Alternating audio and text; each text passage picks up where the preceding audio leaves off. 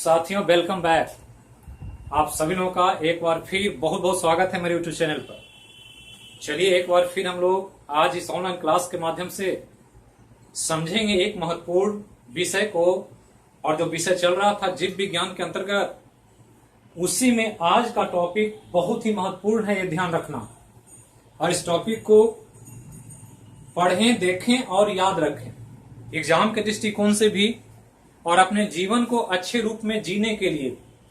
क्योंकि जितना एग्जाम में ये मदद करेगा, उससे ज्यादा आपको मदद करेगा आपके लाइफ को अच्छे से, सुंदर से, आनंदमय व्यतीत करने में। क्योंकि हेल्थ इज वेल्थ हमने कहा है, स्वास्थ्य से बड़ा आज जीवन में या दुनिया में कुछ भी नहीं। और इसलिए आज का जो टॉपिक है वो एक ऐसा टॉपिक है जो स्वास्थ्य से जुड़ा हुआ है और स्वास्थ्य को बड़े पैमाने पर प्रभावित करता। और भारत के लिए तो एक इम्पोर्टेंट टॉपिक है, क्योंकि भारत को इस बीमारी का राजधानी कहा जाता है। तो इस बीमारी के बारे में थोड़ा सा देखेंगे कि क्या है बीमारी और कैसे इसको हम समझें और कैसे इससे बचने का प्रयास करें, ताकि जीवन में ये बीमारी न लगे और हम एक अच्छा जीवन जी सकें। तो चलिए शुरू करते हैं। टॉपिक चल रहा था, आपको याद होगा पिछले क्लास में जो कंटिन्यू देख रहे हैं कि हम पढ़ रहे थे पैनक्रियाज के बारे में, अग्नाशय के बारे में। बायोलॉजी का एक महत्वपूर्ण टॉपिक है, हॉट टॉपिक है, तो उसी रूप में इसको देखना। तो पैनक्रियाज में हमने स्ट्रक्चर बता दिया था आपको कि पैनक्रियाज क्या है, ग्लैंड है, किस प्रकार का है, उसका कलर कैसा है, वजन कैसा है, किस रूप में इसको देखा जाता। आज हम लोग जो बात करेंगे मुख्य रूप से वो पैनक्रियाज के फंक्शन पर बात करेंगे। तो फंक्शन देखना, और फंक्शन ही सबसे इंपॉर्टेंट होता है किसी भी सिस्टम का। तो हम लोग पढ़ने जा रहे हैं फंक्शन ऑफ पैनक्रियाज, ये ध्यान रखना। तो फंक्शन पढ़ना है, और हम बार बार कहते हैं कि सबसे ज्यादा इंपॉर्टेंट चीज कुछ होता है तो वो फंक्शन होता है। कपड़ा, सुंदरता या जीवन में जो दिखावा करते हैं उसका कोई मीनिंग नहीं।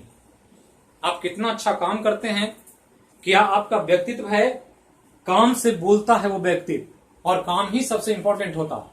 और अक्सर सुनते हैं काम प्यारा कि चाम प्यारा, हम कहते हैं बार बार कि बहुत अच्छा सुंदर चेहरा हो और किसी काम का ही ना हो तो कोई फायदा नहीं। और चेहरा अच्छा भी ना हो लेकिन काम अच्छा करता हो तो उसके लिए अलग से एक पर्सनालिटी डेवलपमेंट होता है, और उसी चीज को ध्यान रखना। इसलिए स्ट्रक्चर को जितना ध्यान देते हैं उससे ज्यादा ध्यान फंक्शन पर देना। और फंक्शन आज किसका पढ़ेंगे? पैनक्रियाज का। तो फंक्शन मतलब कार्य और पैनक्रियाज मतलब अग्नाशय। मतलब क्या पढ़ना है? अग्नाशय का कार्य पढ़ना है। तो हिंदी भी हम थोड़ा थोड़ा बताते चलेंगे। अग्नाशय का कार्य, क्योंकि कुछ लोगों को अंग्रेजी में दिक्कत है और कुछ लोगों को हिंदी में दिक्कत, और इसलिए दोनों लेकर चलना पड़ता। तो ये चलें और देखते हैं फंक्शन ऑफ पैनक्रियाज। तो पहले तो एक सवाल बताएं आप लोग कि पैनक्रियाज कैसी ग्रंथि है। तो हमने कहा था कि पैनक्रियाज एक मिक्स्ड ग्लैंड है, मिश्रित ग्रंथि, जिसमें दो तरह के स्ट्रक्चर है। एक स्ट्रक्चर जो इंडोक्राइन का काम करता है और दूसरा स्ट्रक्चर जो एक्सोक्राइन का काम करता है, अंतःस्रावी और बाह्यस्रावी। इसी के चलते इसको हमने कहा था कि मिक्स्ड ग्लैंड। मतलब ये जो फंक्शन जो करेगा दो पार्ट में बट कर करेगा। और पहला पार्ट जो है वो है इंडोक्राइन पार्ट। क्या नाम है? Endocrine part. तो हम सब कुछ बताए थे, ध्यान रखना है। इंडोक्राइन क्या है, किस रूप में इसको समझते हैं, ये सब आपको ध्यान रखना चाहिए। इंडोक्राइन को हिंदी में अंतःस्रावी कहते हैं। जो पहली बार देख रहे हैं वो पीछे से वीडियो को देखें सिस्टमेटिकली, तो चीजें ज्यादा समझ में आएगी। अगर पहली बार देख रहे हैं तो थोड़ा सा हो सकता है दिक्कत हो, चुकी है टर्म आप नहीं समझते तो परेशानी होगी। तो पहले का वीडियो देख लें, उसके बाद इसको देखेंगे, ज्यादा आपको समझ में आएगा। तो इंडोक्राइन पार्ट, और दूसरा जो है वो है एक्सोक्राइन पार्ट। ये सब हम बता चुके हैं आपको पिछले क्लास में। एक्सोक्राइन पार्ट, तो दो पार्ट है, और यही दो पार्ट पढ़ लेंगे फंक्शन के तौर पर, तो पैनक्रियाज का काम कंप्लीट हो जाए। और हमने कहा था कि इंडोक्राइन पार्ट जो होता है पैनक्रियाज का, उसको क्या कहते हैं? जीएस में पूछता है कि पैनक्रियाज के इंडोक्राइन पार्ट को कहा जाता है क्या? क्या नाम है? तो आंसर कीजिए। नाम है आइजलेट्स ऑफ लैंगरहैंस, ये ध्यान रखना है, ये पूछेगा ना। तो islets of Langerhans endocrine part का। तो आइलैंड मतलब द्वीप होता है, और द्वीप छोटा हो जाए तो उसको आइलेट्स कहते हैं। तो आइलेट्स मतलब द्वीप का छोटा, दीपिका, और ये वैज्ञानिक का नाम है लैंगरहैंस। तो लैंगरहैंस की दीपिका कहा जाता है हिंदी में किसको? इंडोक्राइन पार्ट, जो अंतःस्रावी भाग है किसका? पैनक्रियाज का। जो एक्सोक्राइन पार्ट है इसका एक नाम है, और इसे एसिनी कहा जाता है। तो इन दोनों का नाम याद रखना है। पहला काम तो यही है आपका कि दोनों पार्ट्स का नाम आप याद रखें। स्ट्रक्चर हम बता चुके हैं कि एसिनी कहां होता है, आइलेट्स ऑफ लैंगरहैंस कहां होता है, कैसे इसका फंक्शन है और कैसे बनावट, ये सब पढ़ चुके हैं। आज हम लोग को मुख्य रूप से इन दोनों का फंक्शन पढ़ना। तो चलिए शुरू करने जा रहे हैं। इंडोक्राइन पार्ट ध्यान रखना, तो इसी को पहला शुरू करने जा रहे हैं, और पहला ही सबसे इंपॉर्टेंट है, नाम है इंडोक्राइन पार्ट। तो इंडोक्राइन पार्ट का क्या नाम? तो आइलेट्स ऑफ लैंगर है। क्या करेगा ये? तो ये एक अंतःस्रावी भाग है, और अंतःस्रावी भाग होने के कारण इसको जब स्टडी करते हैं तो पता चलता है कि ये कुछ विशेष लिक्विड का निर्माण करता है, और जो निर्माण करता है लिक्विड का, उसमें 3 तरह के लिक्विड है, और 3 तरह के लिक्विड के लिए इस इंडोक्राइन पार्ट में जो कोशिकाएं हैं वो 3 प्रकार की कोशिका से मिलकर बना होता है। मतलब इंडोक्राइन पार्ट जो है वो 3 प्रकार की कोशिका से बना होता है। ये बहुत इंपॉर्टेंट है आपके एग्जाम के लिए। तो कितने प्रकार की कोशिका? तो 3 प्रकार, और तीनों का अलग अलग फंक्शन है, और कुछ क्रियाएं अलग है, इसलिए इसको 3 भाग में बांटा गया है। सब इंडोक्राइन पार्ट ही, सब पैनक्रियाज का ही हिस्सा है, लेकिन इसमें जो है ये 3 तरह के सेल, और ये 3 तरह के सेल को बांटने के लिए एक इंपॉर्टेंट काम किया जाता है। और वो काम जो है नॉर्मली तो आपको पूछेगा नहीं, लेकिन चूंकि आप कमीशन के लिए पढ़ रहे हैं तो कमीशन के स्तर तक सोचना होगा। तो मैलेरी अजान अस्टेन कहा जाता है, ये ध्यान रखना। तो यूपीएससी वगैरह में पूछेगा, बीपीएससी में पूछेगा, सचिवालय में पूछेगा, ग्रुप डी वगैरह में हो सकता है ना पूछे। तो हम बार बार कह रहे हैं कि ये कमीशन के लिए हम पढ़ा रहे हैं कि आप 0 लेवल से हीरो लेवल तक, एकदम नीचे से शुरू करके हायर जो एडवांस लेवल होता है बायो का, वहां तक जाए। इसके बाद जो बचेगा फिर डॉक्टर बनने के लिए पढ़ना पड़ेगा अलग से। डॉक्टर बनना होगा तो थोड़ा और ज्यादा डिटेल जाना पड़ेगा, लेकिन इतना पढ़ लें कि आपको यूपीएससी लेवल तक का सवाल भी आसानी से बना सकें, तभी जाकर के आपका काम होगा। क्वेश्चन जब पूछता है तो लड़के इधर उधर झांकने लगते हैं क्लासरूम में, कहते हैं कि सिलेबस से बाहर पूछ दिया सवाल। तो पहला तो ध्यान रखना है कि जीएस का कोई सिलेबस नहीं होता, क्या पूछेगा कहना मुश्किल है। और वो जो तोता वाला हाल है, ट्रिक बना करके रट करके, वैसे तो जीएस में नहीं निकलेगा सवाल, कम से कम कमीशन बीपीएससी तो नहीं निकलेगा। तो ध्यान रखना है कि चीजों से बचें और कॉन्सेप्ट पर ध्यान दें, पूरी तरह से बेसिक फीचर पर ध्यान। तो यहां पर ध्यान देना है कि मैलेरी अजान स्टेनिंग किया जाता है। स्टेनिंग होता है कलर के द्वारा चीजों को पहचानने का तकनीक, और ये अजान स्टेन जो होता है इसके द्वारा पता चलता है कि इंडोक्राइन पार्ट जो है आइलेट्स ऑफ लैंगरहैंस, इसमें 3 तरह की कोशिका, और 3 तरह की कोशिका जो है इसको जब बांटेंगे तो पहला कोशिका मिलेगा अल्फा सेल, ध्यान रखना। दूसरा जो कोशिका है वो बीटा सेल, तो अल्फा सेल बीटा सेल, और तीसरा कोशिका तो बहुत लोग कर रहे हैं गामा सेल। तो अल्फा बीटा के साथ गामा ही रहेगा, ये कोई जरूरी नहीं है, वो केमिस्ट्री में होता है, रेडियो एक्टिविटी में अल्फा बीटा गामा। और यही कंफ्यूजन हो जाता है, यही गलती करते हैं हम जब भी क्लास लेते हैं, चाहे ऑफलाइन हो चाहे ऑनलाइन हो, पूछते हैं तो यही बताते हैं कि गामा ही है यहाँ पर। और इसी तरह के एग्जाम में भी गलतियां हो जाती है, यहाँ गामा नहीं है, यहाँ पे तीसरा डेल्टा सेल है। तो अल्फा है, बीटा है और डेल्टा, और तीनों का स्टेनिंग किया जाता है। किसका? ये तीनों सेल के साइटोप्लाज्म का। साइटोप्लाज्म हम साइटोलॉजी में आपको पढ़ा चुके हैं, क्या होता है साइटोप्लाज्म। तो हमने कहा था कि कोई एक सेल हो ऐसे, और सेल के बीच में न्यूक्लियस है, और इसके बाहर जो लिक्विड होता है, इसी लिक्विड को हम नाम देते हैं क्या? साइटोप्लाज्म।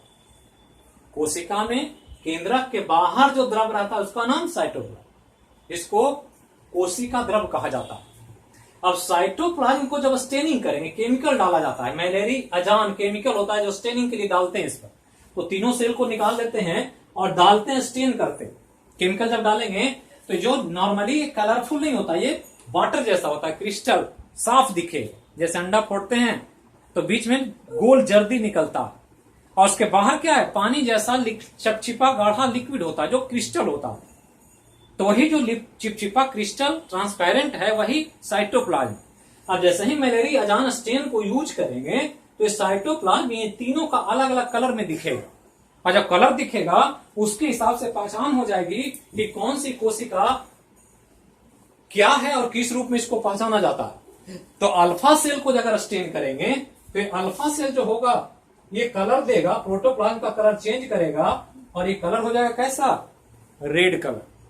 जब बीटा सेल को चेंज करेंगे कलर डाल करके तो बीटा सेल ब्राउनिश हो जाएगा, और तीसरा डेल्टा सेल पर जब स्टेनिंग करेंगे तो इसका कलर जो साइटोप्लाज्म का होगा वो ब्लू हो जाएगा। तो केमिकल डालते हैं, वैज्ञानिक लोग यूज करते हैं, पकड़ते हैं कि कौन सा सेल कितना है, क्योंकि मेडिकल साइंस में बहुत उपयोग है।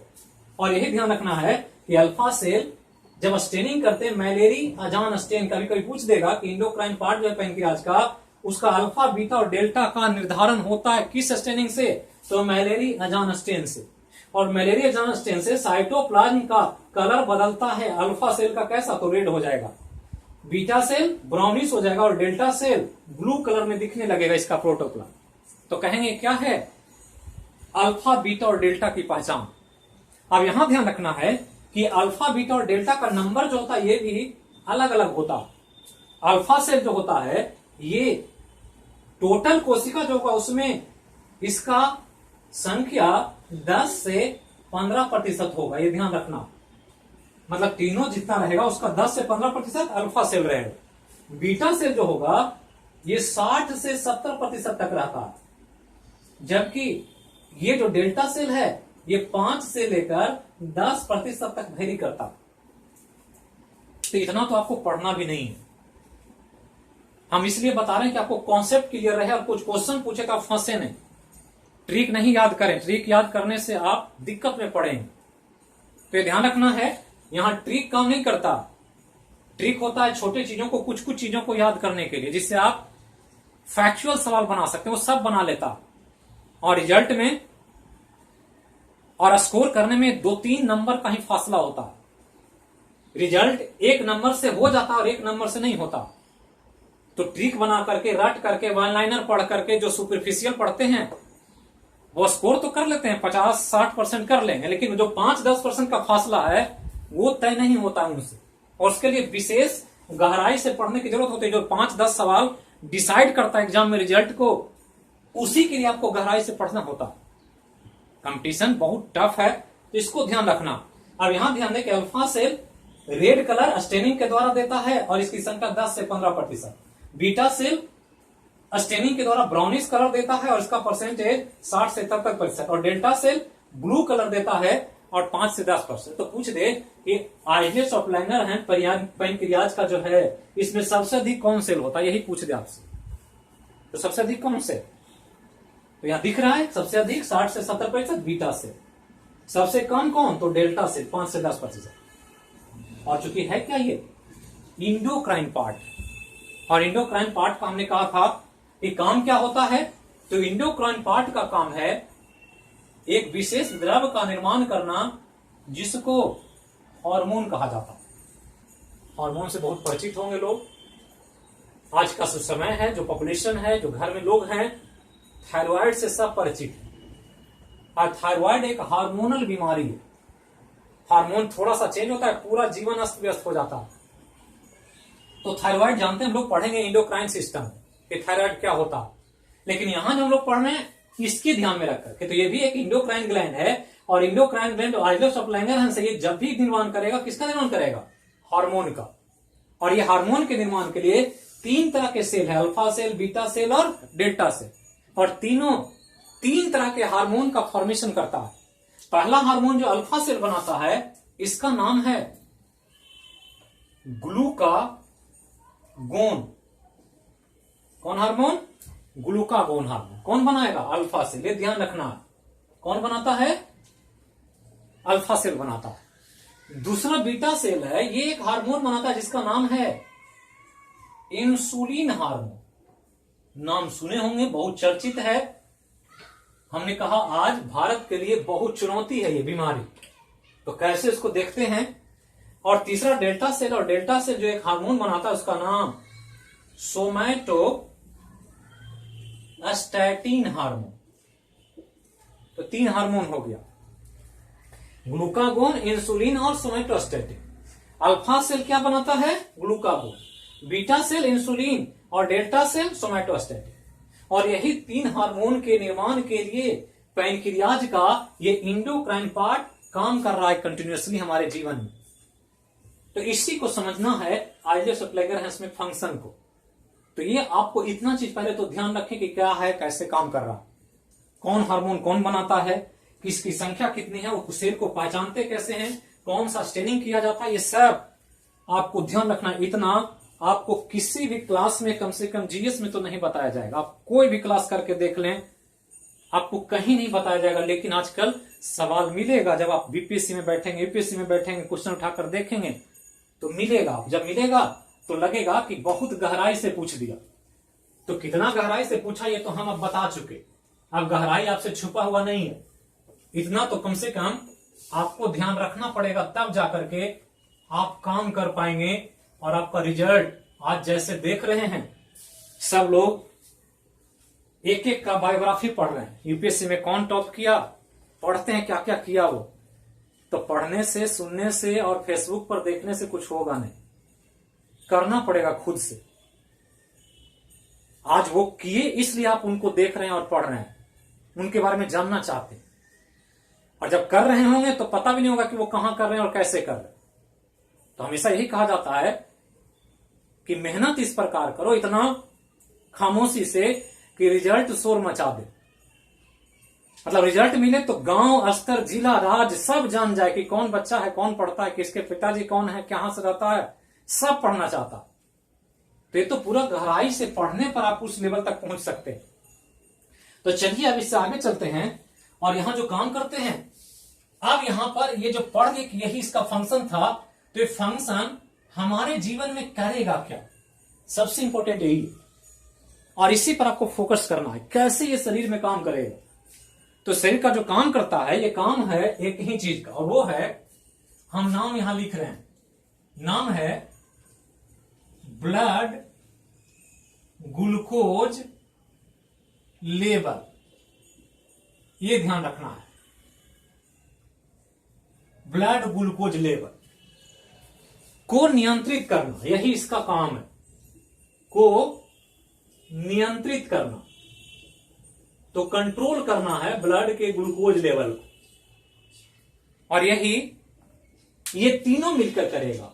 हार्मोन में ग्लूकागोन, इंसुलिन और सोमैटोस्टैटिन, और ये तीनों करेगा अल्फा, बीटा और डेल्टा की मदद से। और इसी के लिए पैनक्रियाज का ये इंडोक्राइन पार्ट काम कर रहा है।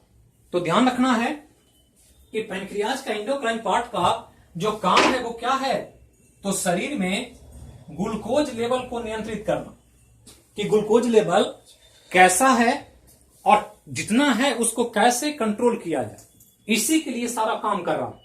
तो इसी को यहां पर हम लोग को समझना है।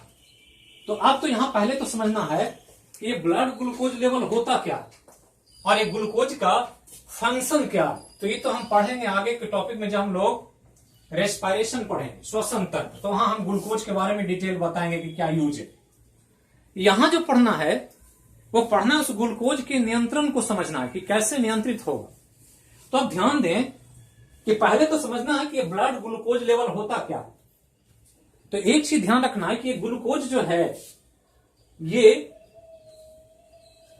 जीवों में, जो जानवर होते हैं उसमें एनर्जी का ईंधन है। ये ध्यान रखना, एनर्जी का ईंधन, मतलब जो हम काम कर रहे हैं वो किसकी वजह से, ग्लूकोज की वजह से। पहला तो ध्यान रखना, इसका एक ही काम है, ऊर्जा देना। और ऊर्जा देने के लिए इस ग्लूकोज को माइटोकॉन्ड्रिया तक पहुंचना होता है सेल में, और ये काम ब्लड ही करता। अगर कोई फास्ट कर ले एक दिन, तो शाम होते होते देखते होंगे लगता है कि शरीर कमजोर हो गया, मांसपेशियों में ताकत नहीं है, काम नहीं कर पा रहा है। क्यों? क्योंकि आपने ग्लूकोज नहीं दिया उसको। और ज्यादा ग्लूकोज किसी का कम हो जाए तो आदमी को चक्कर आ जाता है, और कभी कभी हॉस्पिटल में एडमिट करने की नौबत आ जाती है। जैसे छठ होता है बिहार में बड़े पैमाने पर, और छठ में क्या होता है, छठ बिहार का एक राजकीय त्योहार हो गया, और ऐसा त्योहार जो सबसे कठिन त्योहारों में से माना जाता है। मतलब जो करती हैं महिलाएं या पुरुष, उनके लिए बहुत कठिनाई होता है करने में, क्योंकि 2 दिन तक लगभग 48 आवर्स ना तो पानी पीना होता है और ना ही कोई भोजन लेना होता है।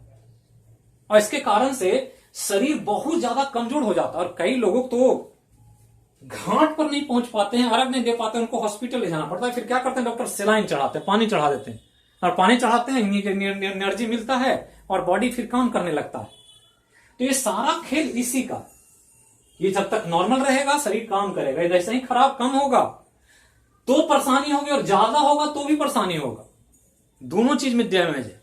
इसलिए इसको लेवल को नियंत्रित करना, ना बढ़ने देना और ना ही घटने देना। घट जाएगा तो बेहोश हो जाएगा आदमी, और बढ़ जाएगा तो डायबिटीज पेशेंट हो जाएगा, तो बीपी, शुगर और ब्रेन हैमरेज, हार्ट अटैक कुछ भी हो सकता है। तो दिखने में बहुत सिंपल लगता है, सिर्फ ग्लूकोज है जो हम रोटी, चावल, चीनी इन सब से प्राप्त करते हैं, फल ये सब खाते हैं तो ग्लूकोज बॉडी को मिलता है। लेकिन वो ज्यादा हो जाए तो परेशानी, और कम हो जाए तो परेशानी। ये दोनों चीजें से बचाने का काम ही इसका है। ये जो तीनों काम कर रहा है वही इस समस्या से बचाएगा। और इसे हमने कहा कि जीवन का बहुत बड़ा सार है, इसको समझना है। एग्जाम के लिए नहीं पढ़े, बॉडी को समझने के लिए पढ़े। बॉडी को समझेंगे, एग्जाम में क्वेश्चन तो खुद ब खुद बन जाए। अब यहां पर ध्यान दें कि ग्लूकोज लेवल हमने कहा कि नियंत्रित करना तो मतलब होगा कि एक तो नॉर्मल ग्लूकोज लेवल होता होगा उसका कि कितना होना चाहिए। तो ध्यान रखना है कि एक सामान्य स्वस्थ व्यस्क मनुष्य का, किसका? तो सामान्य स्वस्थ व्यस्क मनुष्य, व्यस्क मनुष्य का, मनुष्य मतलब मर्द औरत सब हो गया इसमें, लेकिन क्या कंडीशन लगा हुआ है? समान होना चाहिए, स्वस्थ होना चाहिए और व्यस्क होना चाहिए। बच्चे का नहीं और बूढ़े का नहीं। एडल्ट पर्सन का जो युवा है और हेल्दी है, उसको कोई बीमारी नहीं है, किसी तरह की परेशानी नहीं, ऐसे व्यक्ति का अगर ब्लड निकालेंगे तो इनके ब्लड में जो ग्लूकोज मिलेगा वो 80 से लेकर 120 मिलीग्राम पर 100 ml ब्लड होता है। ये ध्यान रखना, इतना रहना चाहिए तो आप स्वस्थ हैं। इतना 80 से 120 मिलीग्राम पर 100 ml ब्लड। तो ये पूछता है डाटा एग्जाम कि एक समान स्वस्थ व्यक्ति के ब्लड में ग्लूकोज कितना होना चाहिए? तो 80 से 120 मिलीग्राम पर 100 ml ब्लड निकाला जाएगा शरीर से। तो इतना ग्लूकोज है तो बॉडी को हेल्दी माना जाता है। अभी हमने कहा कि दोनों सिचुएशन गड़बड़ है, बढ़ना भी और घटना भी। तो 2 कंडीशन है मेडिकल साइंस में कि अगर 80-120 के बीच है तो स्वस्थ है वो व्यक्ति, लेकिन अगर ये लेवल इससे अगर ये घट गया, मतलब 80 से नीचे आ गया, 60 आ गया, 50 आ गया, 40 आ गया, मतलब घट रहा, ये ग्लूकोज लेवल क्या हो गया? घट गया। तो मेडिकल साइंस में एक सिचुएशन कहा जाता है इसको, और सिचुएशन को हाइपोग्लाइसेमिया कहते हैं। ये ध्यान रखना है, क्या कहते हैं? हाइपोग्लाइसेमिया। तो एग्जाम में पूछेगा कि जब किसी व्यक्ति के रक्त में ग्लूकोज की मात्रा घट जाती है तो उस स्थिति को कहा जाता है क्या? तो हाइपो। हाइपो मतलब कम होता और ग्लाइसेमिया मतलब ग्लूकोज होता, मतलब ग्लूकोज कम गया इसलिए सिचुएशन हाइपोग्लाइसेमिया। लेकिन किसी किसी में ये 80 से ऊपर चला गया, मतलब बढ़ गया ग्लूकोज लेवल, 120 से भी ऊपर चला गया, 150, 200, 200, तो बढ़ जाएगा तो नाम बदलेगा। और मेडिकल साइंस में तब इसको हाइपर ग्लाइसेमिया कहा जाएगा। तो हाइपर और हाइपो दोनों ध्यान रखना। हाइपर ऐसे भी कहते हैं कि हाइपर हो गया मतलब बहुत ज्यादा गुस्सा आ गया। तो हाइपर मतलब टेंशन आ जाना, दिमाग बहुत गर्म हो जाना, तो हाइपर हो गया किसी मैटर पर। हाइपर मतलब ही बढ़ा हुआ, हाइपो मतलब घटा हुआ। तो ग्लूकोज घट गया तो हाइपोग्लाइसेमिया, बढ़ गया तो हाइपरग्लाइसेमिया। और हाइपर टेंशन इसी की वजह से होता है। जिस व्यक्ति के ग्लूकोज बढ़ने लगेगा रक्त में, वो जल्दी गर्म होगा, किसी बात बात पर झगड़ा कर लेगा, बात बात पर टेंशन कर लेगा। तब लोग कह देते हैं, एक आम आदमी भी समझ जाता है कि लगता है ये इसका ब्रेन ज्यादा गर्म रहता है, ये हाइपर टेंशन का पेशेंट हो गया, बीपी इसका हाई हो जाता। तो बीपी, ग्लूकोज, हाइपर टेंशन, ये सब इसी का प्रभाव है, इसका ग्लूकोज का।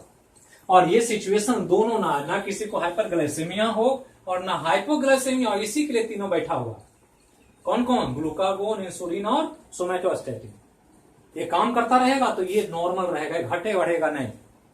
तो ये ध्यान रखना है, अल्फा सेल ये करेगा, बीटा सेल ये बनाएगा, डेल्टा सेल ये बना करके इसको बढ़ने पर यहां ले आएगा, घटने पर फिर यहां ले आएगा, तो आदमी नॉर्मल रहेगा। लाएगा कैसे? अब ये सोचना। हमने कहा कि जिज्ञासा पाले। अब इतना पढ़ ली तो आप दिमाग में एक खुदबुदी होनी चाहिए, क्या कि आता कैसे ये नीचे या बढ़ता कैसे नीचे। ये सोचना शुरू जिस दिन कर देंगे तो फिर आपका एग्जाम में कोई सवाल बचेगा नहीं, आप आसानी से बना पाएंगे। अब रटेंगे तब तो फिर कुछ होगा नहीं। समझने का प्रयास करें कि होता कैसे। तो ध्यान रखना है, जिज्ञासा सफलता का बहुत बड़ा सूत्र है, ये ध्यान रखना। नचिकेता का नाम सुने होंगे, और नचिकेता के पिता ऋषि मुनि थे और यज्ञ किया करते थे। तो यज्ञ करते थे तो अग्नि को, फल को, सब कुछ को हवन किया जाता अग्नि में। तो नचिकेता पिताजी से पूछते हैं, बैठे हुए थे हवन के सामने, तो पूछते हैं कि किनको दे रहे हैं? तो अग्नि को समर्पित कर रहे हैं। ये किसको दे रहे हैं? तो पृथ्वी को समर्पित कर रहे हैं। किसको दे रहे हैं? तो ब्रह्मा जी को दे रहे हैं। तो अंत में नचिकेता ने कह दिया कि मुझे किसको देंगे? तो पिताजी चिढ़ गए कि ये इतना क्वेश्चन करता है कि एकदम दिमाग खराब कर देता है क्वेश्चन पूछते पूछते। तो कह दिया तुम्हें मैं यमराज को दे दूंगा, अब मैं तुमसे तंग आ गया। और जैसे ही बात निकला उनके मुंह से, नचिकेता ने यमराज को पकड़ लिया कि यमराज होता क्या है भाई, है कौन ये? और चल दिया उसके पीछे, यमराज को ढूंढते ढूंढते पहुंच गया यमलोक। और तब नचिकेता को जन्म और मृत्यु का ज्ञान हो गया कि जन्म मृत्यु क्या होता है और कैसे पृथ्वी पर होता है। अगर वो जिज्ञासा नचिकेता में नहीं होती तो वहां नहीं पहुंच पाते। और इसलिए जिज्ञासा होनी चाहिए किसी विषय को जानने का। अब यहां पर जो हमने कहा कि ग्लूकोज लेवल को घटना बढ़ने से रोकना, तो होगा कैसे? अब होता क्या है जो समझिए। होता क्या है कि सभी के ब्लड में जो स्वस्थ व्यक्ति इतना ही होता है ग्लूकोज, नॉर्मल टेस्ट करेंगे इतना ही मिलेगा। लेकिन यदि कोई भोजन करे, भोजन करना है सबको, और भोजन करेगा और पता हो कि उनको 6 रोटी खाते हैं, वो पहला ध्यान रखें, 6 रोटी खाते हैं और 6 रोटी खाते हैं, लेकिन वो दिन भर में काम 4 रोटी का करते हैं। क्या मतलब? डोज ज्यादा ले रहे हैं, काम कम कर रहे हैं, वर्कआउट नहीं कर रहे हैं। तो 6 रोटी जो लिए, जरूरत 4 ही रोटी का था बॉडी, जो आजकल डाइटिंग का फैशन है, हीरोइन डाइटिंग करते हैं। तो क्या करते हैं, 4 रोटी का उनका वर्कआउट है तो 4 ही रोटी वो खाएंगे, 5 रोटी नहीं खाएंगे।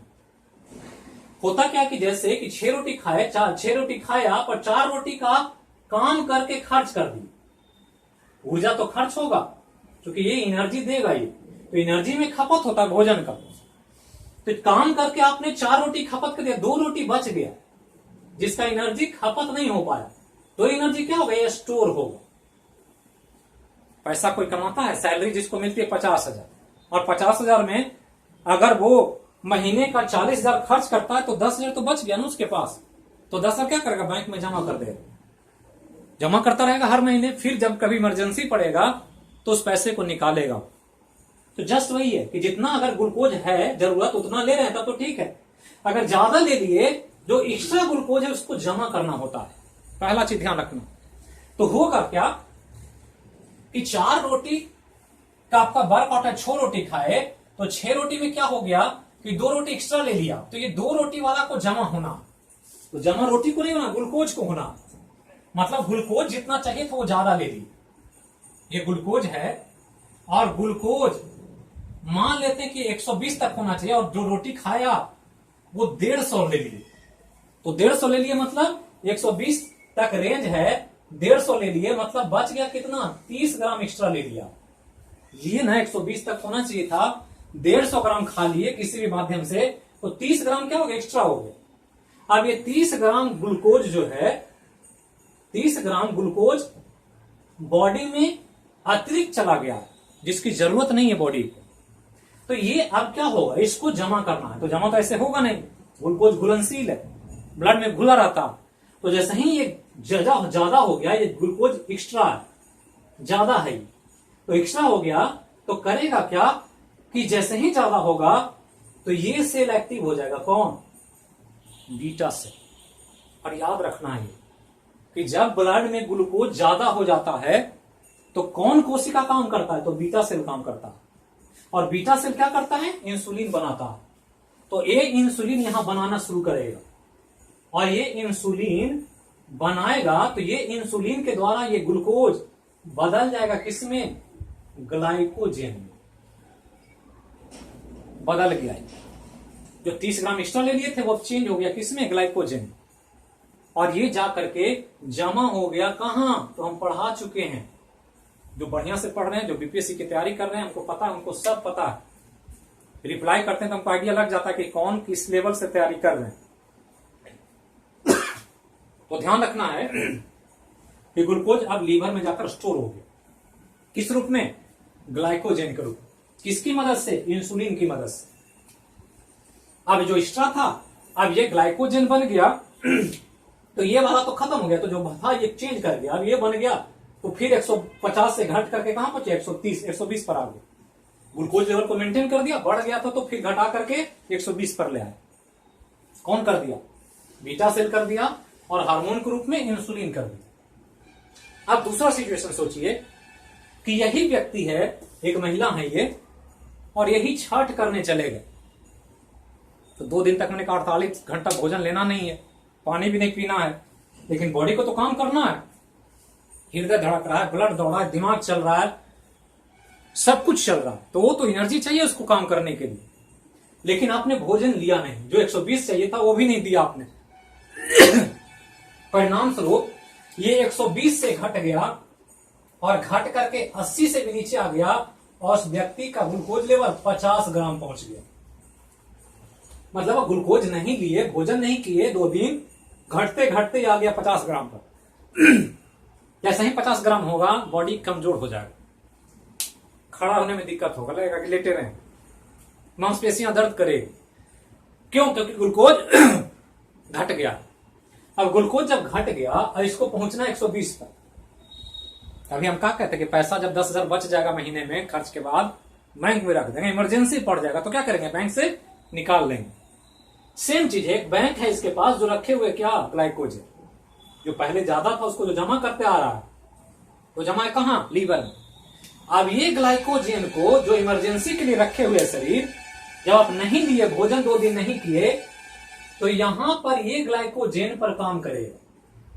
और काम कौन करेगा, अब काम करेगा ये ग्लूकागोन। कौन काम करेगा, ग्लूकागोन, जो अल्फा सेल, तो यहां पर काम करेगा ग्लूकागोन। और जब काम करेगा तो ये जो जमा है ग्लाइकोजेन, ये फिर से चेंज होगा और क्या बन जाएगा, ग्लूकोज बन जाएगा। तो ये जो जमा था अब 50 ग्राम फिर बढ़ेगा और पहुंच जाएगा कहां तक, 120 तक। तो दोनों सिचुएशन को मेंटेन करेगा। घटेगा तो बढ़ा देगा कौन, ग्लाइकोजेन, और बढ़ेगा तो इंसुलिन कमा देगा। घटेगा तो ग्लाइकोजेन को ग्लूकागोन चेंज करेगा ग्लूकोज में, और बढ़ेगा तो ग्लूकोज को इंसुलिन चेंज करेगा किसमें, ग्लाइकोजेन। ग्लाइकोजेन कहां स्टोर होगा, लीवर में, और लीवर से टूटेगा तो फिर जाकर ब्लड में ग्लूकोज दौड़ने लगेगा। तो घट गया तो बढ़ाना है, बढ़ गया तो घटाना है। और यही सारा काम कौन कर रहा है, ये पैनक्रियाज का इंडोक्राइन पार्ट कर रहा है। तो ये दोनों का फंक्शन हो गया। ये ग्लूकागोन का किया तो इसने ग्लाइकोजेन को चेंज कर दिया ग्लूकोज में। इंसुलिन क्या किया, तो एक्स्ट्रा ग्लूकोज था ब्लड में, उसको चेंज किया ग्लाइकोजेन। प्रक्रिया पूरा हो गया। लेकिन ये दोनों कब काम करे, कब ये काम करे और कब ये काम करे, इसके लिए यहां बैठा हुआ ये रेगुलेटर सोमैटोस्टैटिन, कि जब ग्लूकोज बढ़ने लगता है ब्लड में तो ये मैसेज देता है इसको, इंसुलिन को, कि अब तुमको काम करना है। और जब घटने लगता है तो ग्लूकागोन को मैसेज देता है कि अब तुमको काम करना है। मतलब इन दोनों का नियंत्रण का चाबी किसके पास है? सोमैटोस्टैटिन के पास। तो पूछ दिया कि सोमैटोस्टैटिन का कार्य क्या है, तो कहेंगे इंसुलिन और ग्लूकागोन हार्मोन की क्रिया को नियंत्रित करना, इतना ध्यान रखना। तो यही पूरा ब्लड ग्लूकोज लेवल को मेंटेन कर दिया। ये तो नॉर्मल प्रक्रिया है, जो शरीर स्वस्थ है तब होगा, एकदम कोई तबीयत खराब नहीं है, बीमारी नहीं है तब। लेकिन कभी कभी क्या होता है कि कुछ लोगों में ये काम होता ही नहीं है, मतलब इसको हम मिटा रहे हैं, अब समझना है आगे।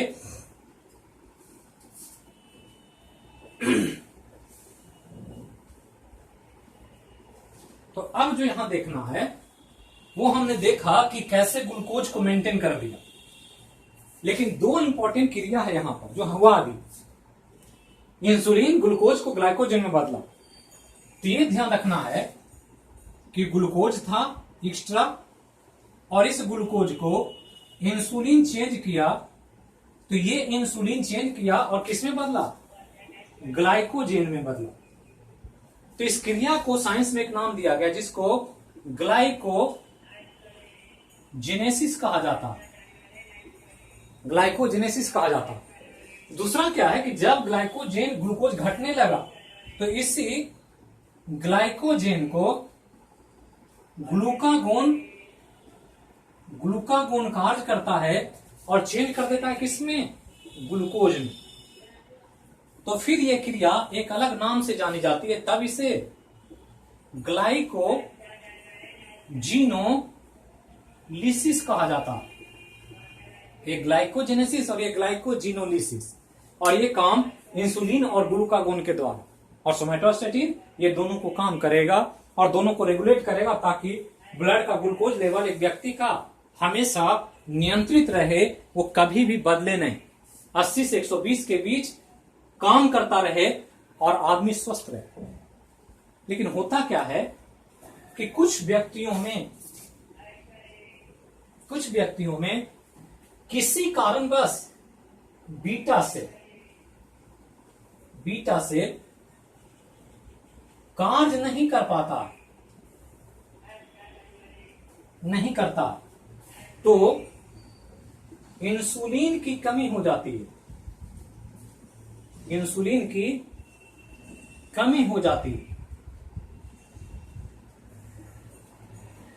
और इंसुलिन जैसे ही कम गया तो कौन प्रोसेस बंद हो जाएगा? इंसुलिन कम गया तो प्रोसेस बंद हो जाएगा ये वाला, चूंकि इंसुलिन है ही नहीं, तो ये क्रिया नहीं हो पाएगा। कौन? ग्लाइकोजेनेसिस। और जैसे ही ग्लाइकोजेनेसिस नहीं होगा तो जो ग्लूकोज बढ़ा है वो हमेशा बढ़ा हुआ मिलेगा, और जब हमेशा बढ़ा हुआ मिलेगा तो इस सिचुएशन को एक नाम दे देंगे जिसे डायबिटीज मेलाइटस कहा जाता है। ये ध्यान रखना है, क्या कह रहे हैं? Diabetes mellitus. इसी को हिंदी में मधुमेह कहा जाता है। ये ध्यान रखना है, मधुमेह की बात। तो ये क्यों हो रहा है? क्योंकि इसी की वजह से हो रहा है, और ये पैनक्रियाज के जो इंडोक्राइन पार्ट है, आइलेट्स ऑफ लैंगरहैंस, इसके कारण हो रहा है। और ये बहुत इंपॉर्टेंट टॉपिक है, ध्यान रखना।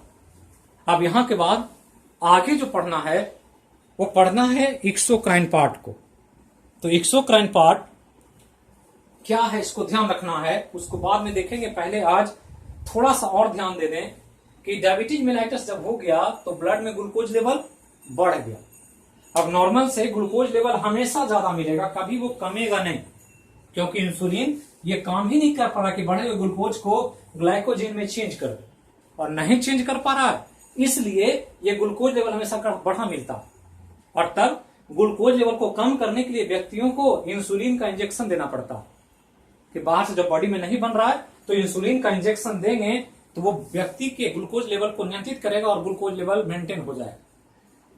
लेकिन एक और इंपॉर्टेंट काम जो हो रहा है कि जब हो जाता है तो वो व्यक्ति जो डायबिटीज पेशेंट है, जिसको मधुमेह रोगी कहा जाता है, जिनको डायबिटीज हो गया, ये रोगी ग्लूकोज को नियंत्रित करने के लिए, ग्लूकोज बॉडी में ना बढ़े, इसके लिए एक इंपॉर्टेंट स्वीटनर का प्रयोग करते हैं।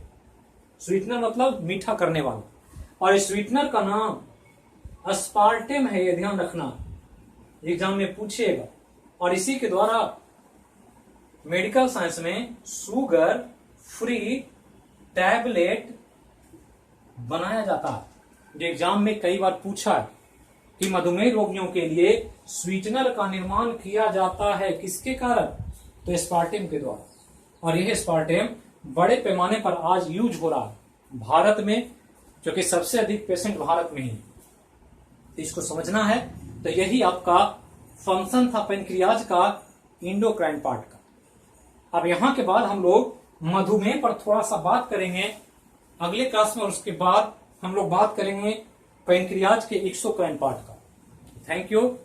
फिर मिलेंगे अगले विषय में अगले क्लास में। तो जहां रहें स्वस्थ रहें, सुरक्षित रहें। वीडियो को जरूर देखने के बाद चैनल को सब्सक्राइब करें, लाइक करें, ज्यादा से ज्यादा लोगों को शेयर करें। तो सब मिलकर एक बार बोलिए, जय हो मैया की।